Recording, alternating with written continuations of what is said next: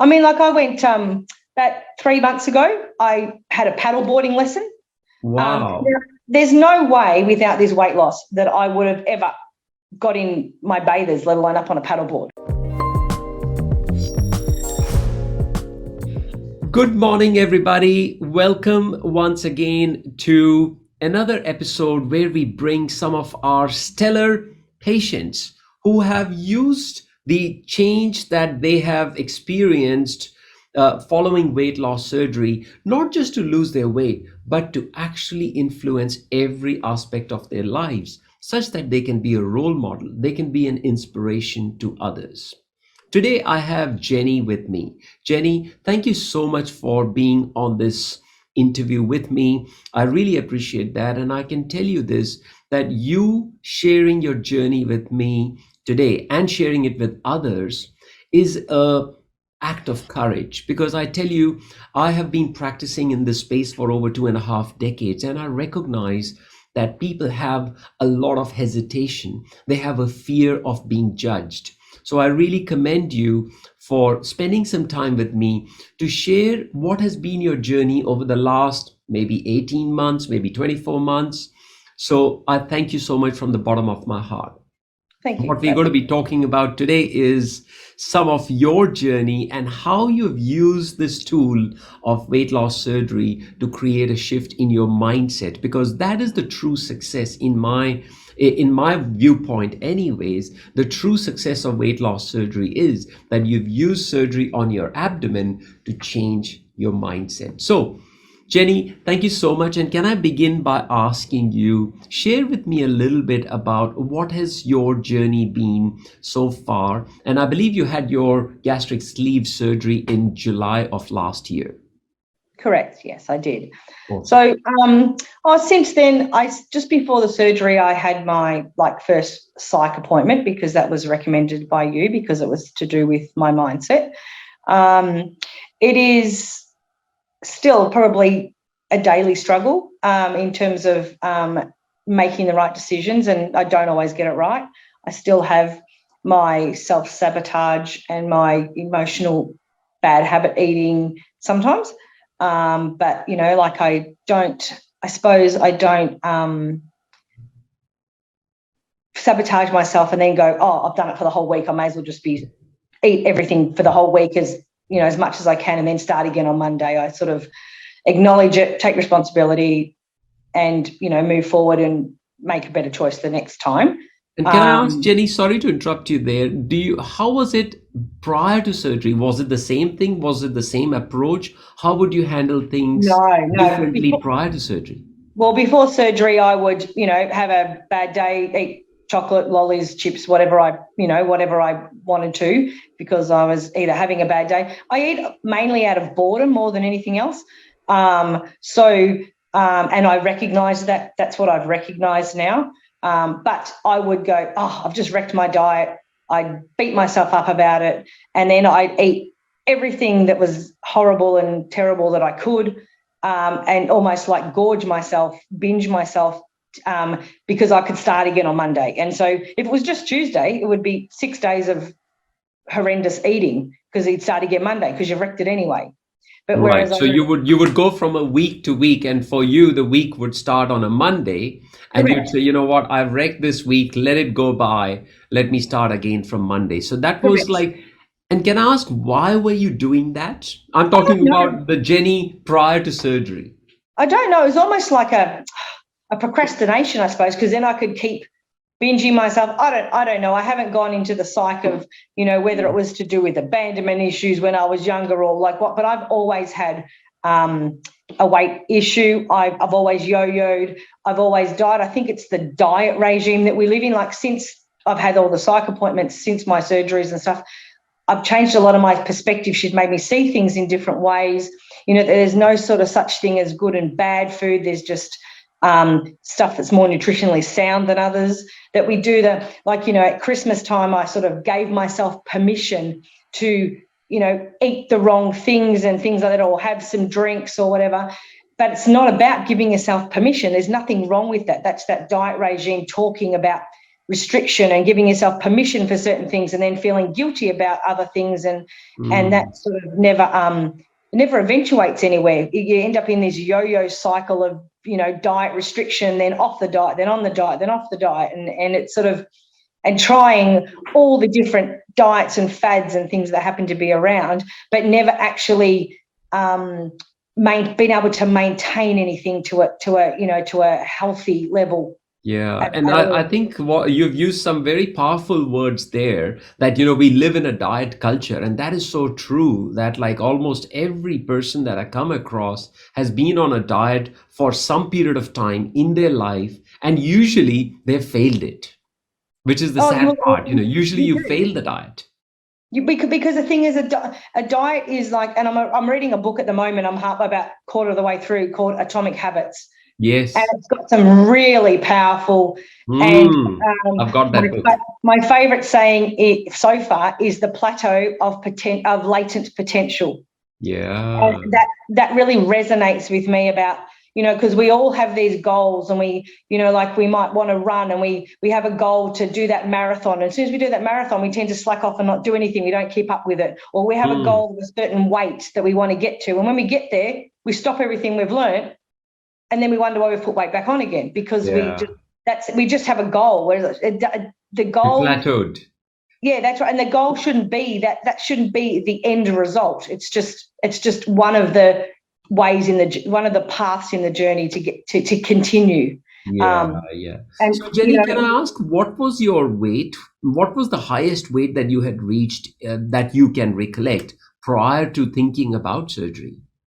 Well, Probably when I was at surgery, because I wanted to do private health, I waited 12 months after I made the decision. I went and got a friend of mine had surgery with you, and a couple of friends had, and they were looking great and feeling great. And I was like, and I'd never, ever really considered. So you never knew about surgery, is that right? You had never considered? Well, I'd never considered it. I was just always the one that was on a diet, and I yo-yoed and I lost weight and I gained weight and I lost weight and I gained weight. It never occurred to me, you know, I haven't had any real medical conditions that relate to food. Like I haven't got IBS or anything that I would think that I needed to have that to make my life better. So it just never even occurred to me until a friend of mine had it, and then I was like, I need to consider this. This is something that I need to look at. I'd never really looked at it. So I went and got help. I upped my health insurance, waited 12 months. Right. And in that time, I didn't worry. I just went, I know I'm having surgery. It's the same premise. I'm going to eat whatever I want to eat. It's like, instead of every Monday, it was like, when the 12 months is up, then I'll deal with it, you know? So, okay, so you had stretched the weekly schedule to a yearly schedule almost. Even at my surgery pre-op, I wasn't sure that I was mentally prepared to deal. Right. Because I'd sort of been like binging, you know, like I can never eat good food ever again. That good and bad food regime. And can I ask, Jenny, is that because there were like other issues going on in life, like health concerns or anything, or were you just not giving it enough, of your attention, that I need to eat consciously, even when you were waiting for your health insurance? I think I've just done that all my life. I mean, I had breast cancer. It's nearly 7 years ago now. So, and that was in 2015. That was a very big roller coaster, and still is. And being on, I'm on hormone blockers. I was put into chemical menopause. When you're on hormone blockers, you can't take hormone replacement therapy either. So it's a big deal. And I've been on the hormone blockers for 7 years now. That caused all sorts of bone density issue, joint issues. Causes insomnia. There's a whole raft of side effects that it doesn't help with. But you know, like I've never been a conscious eater. I've just been a binge. I just binge. You know, you put the biscuits or the lollies in your pocket and go to bed, and they don't count because no one sees you eat them. Or I have a coffee. Now I don't drink coffee at night, but if I've got biscuits in the house, I'll have coffee at night so I can have the biscuits. And the ones that before the kettleballs don't count. And you eat it till the packet's gone. So my best thing is just never to have them around. And that sort of hasn't changed for me since the surgery. It's a conscious effort all the time to do the right thing. But my perspective's changed. You know, there's nothing there's no such thing as bad and good. There's just nutritionally sound and not as nutritionally sound. And So I like that what you say, that, you know, it is all about, that was the second thing that I wanted to acknowledge. What you said was very powerful, was choices. You know, there's nothing that is good or bad. Like I say this often to my patients, I love my chocolate, I love my dessert, yeah, you know, but I don't say that I need it every day and I'm going to binge on a large amount of it. That's no, that's right. pathological. But I think the binging comes from the restriction side of the diet regime, you know, like you Mm. because you've been restricted, it just makes you want it more. Yeah, And then exactly. you go overboard because you haven't had, I mean, that's been my experience, but Correct. and you know, but obviously my stomach doesn't allow me to have too much. And I know when I've had too much. Mm. I didn't eat badly. I mean, I'm 12 months in, I didn't eat badly last night, but I ate too much last night. Yeah, and you could And tell. yeah, and then I've been fairly lucky. I haven't had any complications. You know, I haven't. Oh, I'm not fairly lucky. Oh, I that's think good. I think Maybe I complications. can take a little credit for that. Yeah, that's right. I think complications are rare, though. I don't think the complications are common. I made it sound like it was common, and it's not. But I had a pretty easy recovery. You know, like I exercise once or twice. Like I'm over exercising at the moment. I'm doing once or twice a day. I'm boxing or PTing or, Right. you know, but it hasn't restricted me in any way other than I can do it a lot easier now that I've lost the weight. So Mm. it's a lot, you know, like I'm a lot healthier. My confidence level is better. 2 months before my surgery, my 32-year marriage broke down.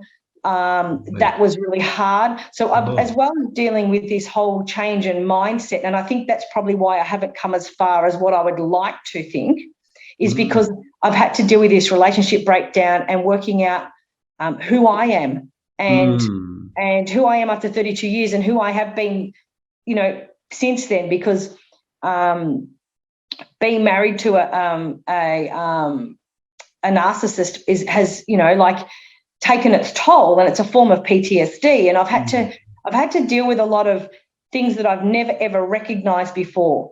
Well, I've never acknowledged ever, because I didn't think about it, you know, while I was in that situation. And now I'm out of it. I'm actually trying to, I suppose, find myself as well. So as well as I've been doing all this journey and everything, I've been trying to find myself and also, you know, tick off a whole bucket list in a year of things I've never been able to do or had the time to do or never been able to do. I'm also running the business on my own now. That's a lot of pressures. Yeah. So, you know, there's a lot of things going on in my life since the surgery. Yeah. And I don't think I would have coped as well if I was bigger.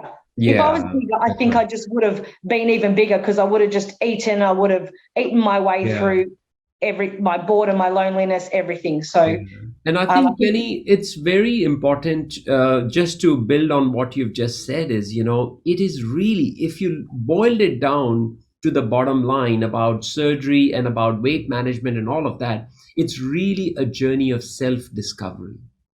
Most definitely. You've got to find out who you really are. And I think if you are not doing that, well, you know, the Greek philosophers said the first thing in life is to know thyself. And know thyself is, as you very correctly said just now, is who am I? Who am I? What am I here for?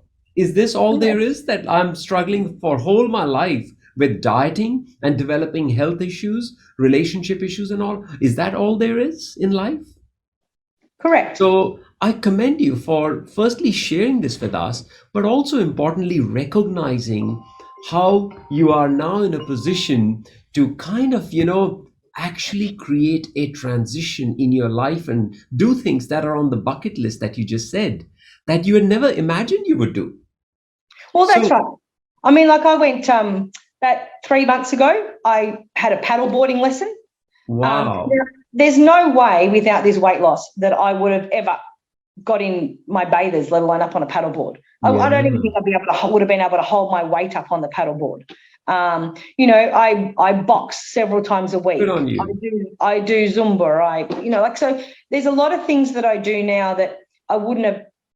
Not that I couldn't have done it, because I'm not saying that bigger people can't do it. It's just that I would have felt more self-conscious. I would have been less capable. And I probably wouldn't have tried it because of that confidence and the fear that I would fail at it. My biggest fear in having this surgery was failure. My biggest fear. That was my only fear. I had no fear of complications. You weren't concerned about complications or anything? Concerned about recovery, nothing. I was just concerned that I was going to fail, because when you have this surgery and you lose weight, people judge you on how you look. They always do. That's life, people who know you and people who don't know you. Yeah. And some people are not going to be happy that you've lost weight because, you might have always been that fat friend. Yeah, and that's right. You are no longer that same person. That's right. So, and I'm not only changing, like even with the weight loss surgery, I would have changed just because I'd lost weight and got more confidence in myself. But I've changed because I've had a relationship breakdown, and I'm also discovering who I am on my own. Yeah. And I've done a lot of things that I've never done before on my own, which is, which even boosts your confidence even more. But without my psych, I don't think I'd be as successful, because she gives me a perspective that I wouldn't have got on my own. And now when I say things like, I'm eating the bad food, or, going to a party, I already know, she gives me a perspective that I can think about it and go, well, I don't have to have a drink if I don't choose to, just because I'm going out for dinner, just because I'm going to a pub, I don't have to have a drink. But, society sort of, I suppose you don't feel obligated, but you just go with the flow. And everybody has a drink at dinner, so you have a drink, But if you don't want to, she said, and she sort of says to me, make the decision before you go. Yeah, and I think it's such an important thing, Jenny, that a lot of us, and this is where, I say that a lot of us live life in a reactionary way. Someone serves you a box of muffins, your first reaction is grab one and put it in your mouth. Now, you are responding. You're not reacting, you're responding. You'll say, you know what? I have a choice. I don't have to necessarily go and grab it. You've already played the picture in your mind that, I'm going to go to this party and I'm not going to go for the muffins and the chocolates that I used to normally. I might take some salad instead. I'm just suggesting maybe, or a piece of fruit or whatever it may be. So a healthier choice. That's really what it is. In saying that, there's also nothing wrong if you really want to eat that muffin. Exactly. So because I have to work on my pros and cons. Like, say I have a packet of chips at night time. Now I'm only having this single pack instead of the family pack. I'm having like the little individual pack. So it's a different scenario than what it used to be. But I go through the pros and cons of eating it and the pros and cons of not eating it. Yeah. Now, if you don't have if you don't feel guilty or something for not eating it, for eating it, then you never change your mindset, because there's no motivating factor, because the bigger motivating factor is you want it. Yeah, that's true. You get to a place where it's just a mind switch. Yeah. And that's the hardest thing, because I love your analogy of you saying it's a mind switch. It's really a switch in many ways. It is. It either just comes to you or it doesn't. And that's the hard thing. That's why you're constantly working on it. My biggest fear still is failure. Yeah. So can I ask you, Jenny, if there was, just in the interest of time, can I ask you if there was somebody who was listening to this conversation and they wanted to know, and they have had weight loss surgery, all right, they've already had it. They wanted to know one thing from you that you did, which has helped you come on your journey of, I think your starting weight was, if I remember correctly, it was 121 kilos. With a BMI of 41.7. Can I ask, where are you today? That was your scale. My scale, and they may be wrong. They're always wrong. My scale was 122.7. Wow. Okay. And I'm sitting at anywhere between sort of around the 84 and a half. 84 mark. Okay. So regardless of where that journey has been, let's say you've lost 40 kilos, all right, approx, what is the one key message you'd like to give to someone who's just had surgery? They're just on the other side of surgery now, but they are still wanting to use those mindset strategies. And I know you are a reader from your reading of Atomic Habits and all of that. Yeah. What is the one message or one piece of advice you could give to that person, if I can ask you? The psych is the best thing that's happened to me. So what is the one piece of advice you can give to that person? What would you tell them that do this to get long-term success? I would, for someone who's like a sabotager and a binge eater, an emotional eater Yes. like me, Yes. it's just perspective. If you need to change how you think about it, it is just perspective. And as soon as you look at it differently and think like, then all of a sudden your mind switches to a different way. And that's what, like the thing about restricting yourself on the good and the bad food, thinking of it as not nutritionally sound and not so nutritionally sound is a totally different perspective and makes you think differently about the food that you're putting in your mouth. Beautiful. That's what it is. Yeah. And I think if I can just summarize what you said in slightly differently is what you are doing, and the practical strategy or practical advice could be when you say perspective. I think the two things that I clearly heard from what you said is that before going for that packet of chips, weigh out the pros and cons. So that's Correct, the first thing I think that you said. And the second thing that I really liked is before going to a party or an event or whatever it may be, play it in your head. What is it that you are going to be picking over there to eat? If That's right. food is a big thing for you, I'm a bit of a planner. That's right. I'm a bit of a planner, so planning ahead. But it's also, using, if you use, like, because I listened to your last little podcast thing about, having the lemon in a drink, and I've done that. I've NutriBulleted my lemons, and they're in the fridge, and I put it in warm water every morning. So then I have my coffee later rather than have it first thing in the morning. I have the lemon now. And, eating the intermittent fasting, I'm a big believer in intermittent fasting. I used to do keto and a lot of long fasting, and that was very successful for me. And I really enjoyed how I felt. I think that was the healthiest my gut has ever been. Wow. Awesome. And, but I think it's all about, food for when you switch your mind, that you can still enjoy food. Yeah. But food is, it's fuel. Yeah, it's for nourishment.